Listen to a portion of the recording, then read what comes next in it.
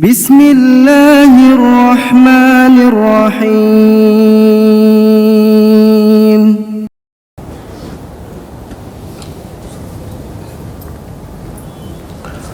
Assalamualaikum warahmatullahi wabarakatuh.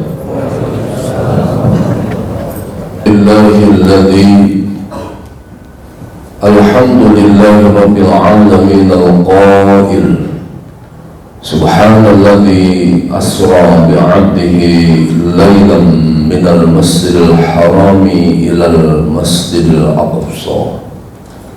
Asyhadu an la ilaha illallah wahdahu la syarika lah alladzi sabbahat kafihil hafsa wa ala alihi wa ashabihi man ittaba'al huda wat tuqa.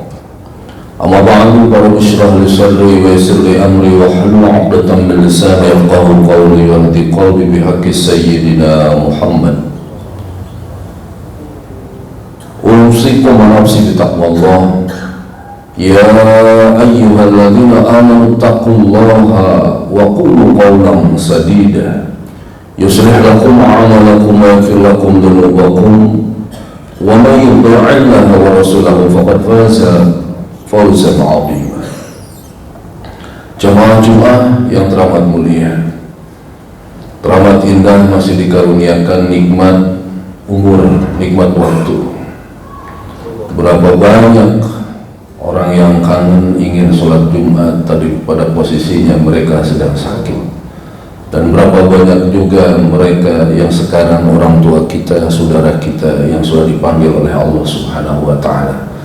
Maka di awal tahun 2026 dan juga kembalinya kita melangkah dari 2025, berharap memohon meminta kepada Allah sukses dunia dan akhirat. Orang yang beriman sukses bukan hanya dunia, tetapi harus sukses ke negeri akhirat. Di antaranya sukses hidup ini adalah menegakkan sholat. Mohon maaf, kehidupan yang tak terhingga.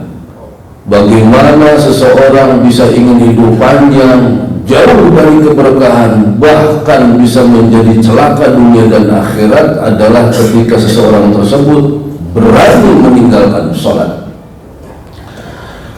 Bahkan nilai hidup seseorang pun tidak ada berharga sama sekali. Bahkan dalam hadis, mohon maaf harus kami sampaikan, lebih mulia binatang babi ketimbang orang yang meninggalkan sholat. Di dalam Quran, qul inna sholati wa nusuki wa mahyaya wa mamati lillahi rabbil alamin. Qul inna sholati, sesungguhnya sholat, yang pertama redaksi sholat dulu. Qul inna sholati wa nusuki, ibadah, wa mahyaya, dan kehidupan ini, wa mamati, dan hidupnya seseorang, lillahi rabbil alamin, tidak ada apa-apanya kalau dia tidak sholat dulu. Maka sholat subuh yang pertama kali dalam sejarah adalah Nabiullah Adam alaihissalam. Pelanggaran yang dicatat oleh Allah di dalam Quran, akhirnya beliau disanksi, dideportasi dari surga ke alam dunia, gelap, pekat, mencekam. Dalam tafsir beliau diturunkan di pegunungan Himalaya India, gelap. Orang biasanya enak dari surga, kemudian menjadi gelap gulita, kan penuh dengan ketakutan. Akhirnya terbit fajar, beliau bersyukur kepada Allah. Maka beliau syukur kepada Allah melaksanakan sholat 2 rakaat. 1, beliau terhindar dari kegelapan malam dan ketakutan. Kedua rakaat yang kedua beliau bersyukur karena apa? Karena beliau mendapatkan sinar siang hari, fajar terbit mentari di pagi hari. Sholat subuh pertama kali.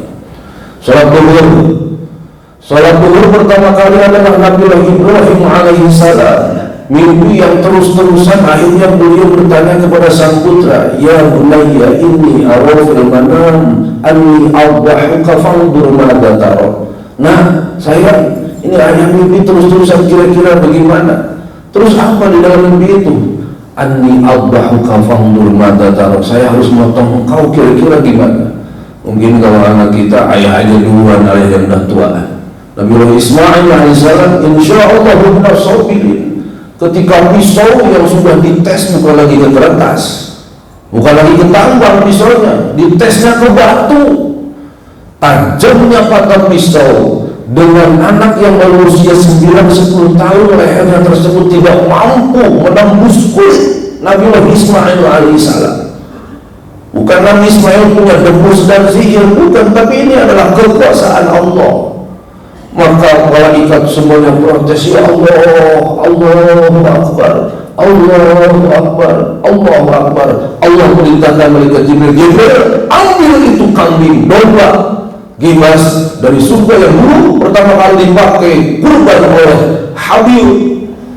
Maka digantilah posisi Nabi Ismail alaihi salam. Semuanya takbir.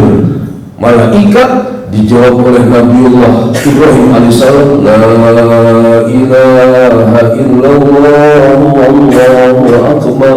Nabi Ismail menjawab, Allahu akbar wa lillahil hamd. Sujud malaikat semuanya. Maka bersyukur kepada Allah Nabiullah Ibrahim. Pertama, punya anak yang soleh, nurut sama orang tua. Yang kedua, beliau Nabi Ismail diselamatkan oleh Allah dengan instruksi malaikat Jibril mengambil kambing gibas dari surga. Yang ketiga, diselamatkan Nabi Ibrahim. Yang rakaat keempat salat duhur, diselamatkan keluarga Nabi Ibrahim alaihi salam. Salat duhur pertama. Salat asar pertama kali Nabi Yunus bin Matta alaihi salam. Bengal punya umat, susah diatur jamaah, suruh ngaji obat, disuruh sholat susah, mana pelit.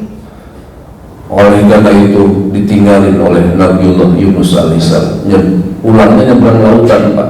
Ketika nyebrang lautan, mohon maaf, kapalnya oleng berat. Maka peraturan kalau naik lift, orang yang terakhir kalau sudah overload maka harus keluar. Nabi Ibrahim Nabi Yunus berkali-kali diundi, akhirnya dia yang harus keluar dari kapal. Mau tidak mau, suka tidak suka, Nabi Yunus bin Matta terlempar dari atas perahu. Gelap malam, namun skenario Allah luar biasa. Ketika turun dari laut, dari kapal di dasar samudra, datanglah ikan nun. Bapak yang teramat mulia, ditelanlah siapa Nabiullah Yunus alaihi salam selama 40 hari 40 malam. Zikirnya tak terhingga. Apa zikirnya Nabi Yunus? La ilaha illa anta subhanaka inni kuntu minadh dhalimin.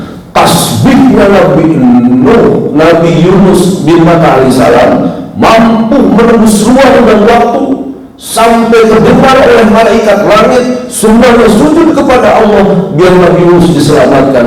Akhirnya beliau diselamatkan ke tepi pantai. Maka beliau bersyukur kepada Allah. Rakaat pertama salat asar beliau diselamatkan oleh Allah. Rakaat kedua beliau terhindar dari gelapnya malam. Rakaat yang ketiga beliau terhindar dari gelapnya samudra. Rakaat yang keempat beliau terhindar dari dahsyatnya gelap berada di dalam badan ikan. Jadi orang yang suka meninggalkan sholat asar, hati-hati. Gelap kehidupan. Orang yang meninggalkan sholat subuh, gelap kehidupan. Orang yang meninggalkan sholat duhur, jangan harap anaknya solih dan solihah.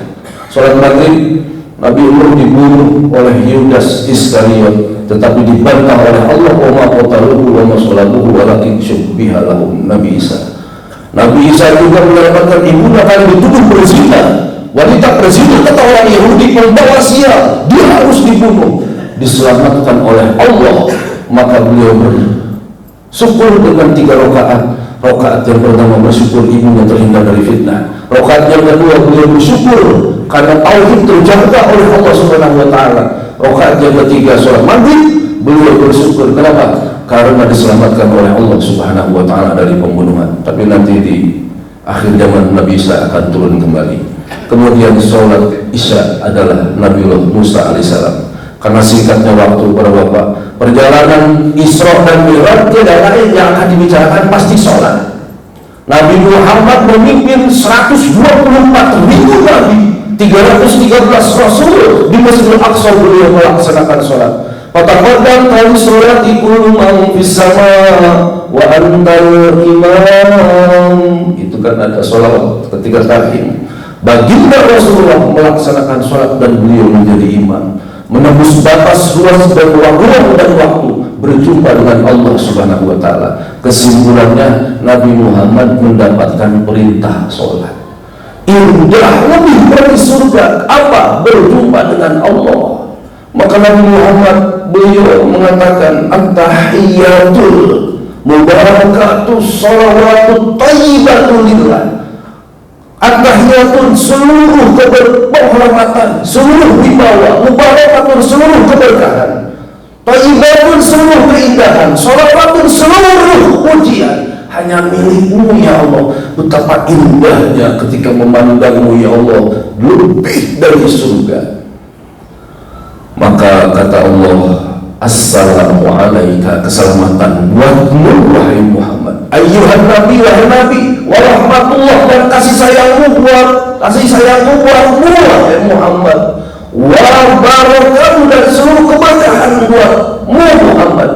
Nabi Muhammad tidak serakah, Nabi Muhammad tidak picik. Beliau menjawab, wa ala ibadillahi sholihin, bukan buat saya saja ya Allah, buat jamaah hidayah, buat seluruh umat muslim dan seluruh orang yang sholih. Wa ala ibadillahi sholihin. Nikmat lebih dari surga ketika memandang Allah. Kemudian Nabi Muhammad dapat instruksi dari Allah, berjumpa dengan Allah dengan teramat nikmat. Bagaimana caranya umat Nabi Muhammad bisa berjumpa dengan Allah? Yaitu dengan sholat. Tinggal sekarang PR kita Pak, jangankan sholat di Al-Hidayah, jangankan sholat di Atil, jangankan sholat di Kubah Mas, Istiqlal, Jogokarian, sholat di depan Ka'bah kalau masih tidak khusyuk diancam fawailul musallin, neraka bagi orang yang sholat. Apa artinya di sini? Cari ilmu yang banyak. Bagaimana sholat yang khusyuk itu? Jangan-jangan kita sholat mohon maaf masih terancam neraka. Ada lagi yang tidak sholat. Tuh, yang sholat saja mohon maaf katanya masih neraka, apalagi yang tidak, apalagi yang tidak sholat. Rajin hadir menuntut ilmu di majelis ilmu biar tambah khusyuk. Kata Imam Al-Ghazali, khusyuk itu rukun qauli, rukun fi'li, dan hudurul qalbi.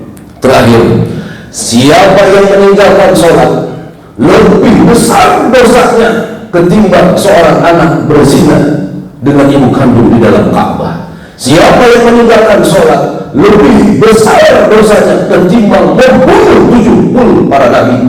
Siapa yang meninggalkan sholat dengan sengaja tanpa ada alasan jelas menurut agama, tanpa ada argumentasi yang berarti menurut syar'i, lebih besar ketimbang seorang membakar 70 mushaf Al-Quran. Tentang sejarah sholat, saya baca dalam kitab Ruhul Bayan karangan Imam Mustafa Al-Hakim Al-Hanafi Al-Burushawi tentang hadis tadi dari riwayat Imam Ibnu Hanbal. Maka diri ini, putra putri para bapak, istri yang ada di rumah, jangan sampai meninggalkan sholat. Rukun Islam pertama dalam bidang amali adalah sholat. Di dalam zakat ada sholat, zakat, zakat, tazkiyah harus suci. Di dalam sholat ada puasa, tidak boleh makan, tidak boleh minum. Di dalam sholat ada haji, menghadap kiblat, dan yang dibaca di dalamnya asyhadu an la ilaha illallah wa asyhadu anna Muhammadar Rasulullah wa amur ahlaka bis shalah. Mudah-mudahan bisa bermanfaat dan kita jangan sampai meninggalkan sholat, dan kita berharap wafat ketika sedang ruku, wafat ketika sedang sujud, sedang dekat kepada Allah Subhanahu wa ta'ala. Barakallahu li wa lakum bil Qur'anil 'azim wa nafa'ani wa iyyakum bima fihi minal ayati wa dzikril hakim wa taqabbala minni wa minkum tilawatahu innahu huwas sami'ul 'alim fastaghfiruhu innahu huwal ghafurur rahim.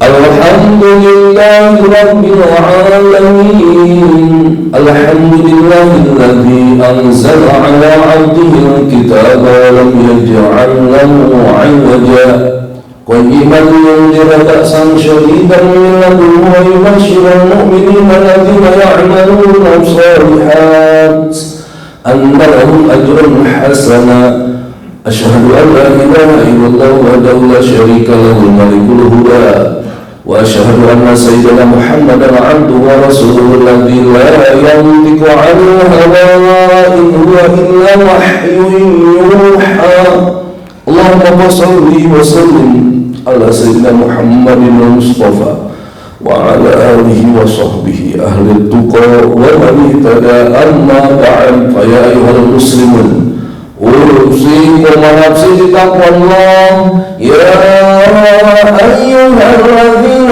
آمنوا اتقوا الله ولتنظر نفس ما قدمت لغد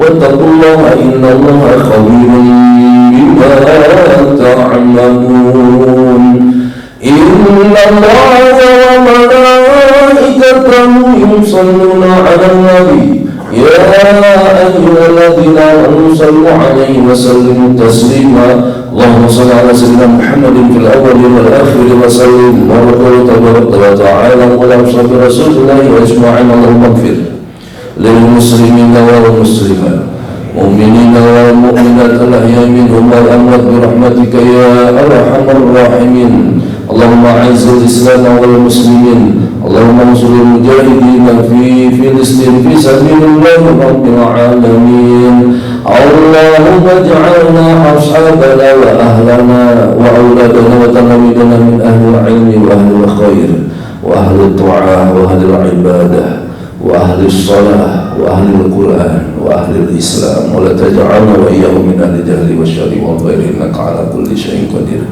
يا الله بها يا الله بها يا الله بحسن الخاتمة عباد الله إن الله يأمر بالعدل والإحسان وإيتاء ذي القربى وينهى عن الفحشاء والمنكر والبغي يعظكم لعلكم تذكرون فاذكروا الله العظيم يذكركم على النعم يزدكم وصلوا من فضله يؤتكم وأقيموا الصلاة وأتوا الله أكبر الله أكبر فبأي آلاء ربكما تكذبان